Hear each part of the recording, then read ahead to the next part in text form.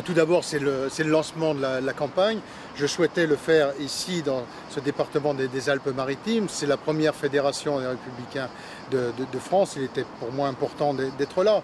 L'enjeu de cette élection, c'est après les échecs qui ont été les nôtres, aux présidentielles, aux législatives, aux européennes, c'est de rebâtir. Et pour rebâtir, il faut rassembler, il faut réconcilier la famille. Nous avons beaucoup de divisions internes qui ont souvent causé des échecs. Nous avons bien réussi sur les territoires. On a gagné les municipales, les départementales, les régionales, et perdu au national.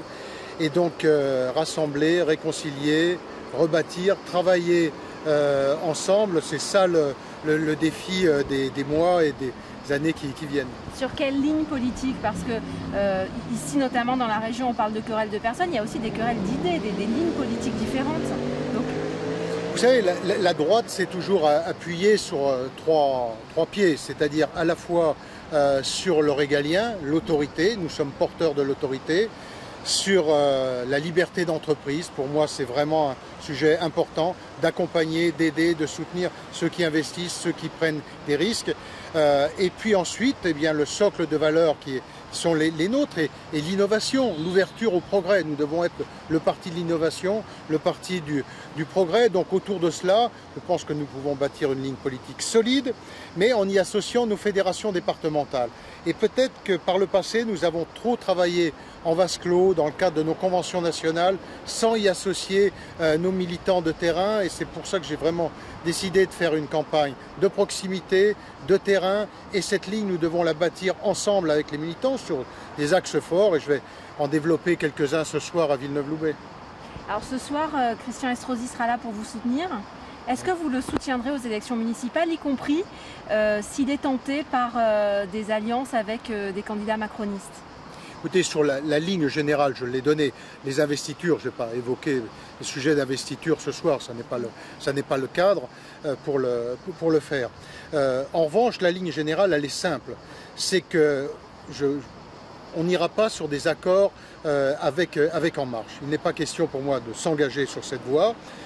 En revanche, chaque maire a bien entendu la liberté pour composer sa liste. Ce sont deux choses différentes, c'est-à-dire qu'il ne peut pas y avoir d'accord formel tout simplement parce qu'après les municipales, nous aurons les sénatoriales, les départementales et les régionales.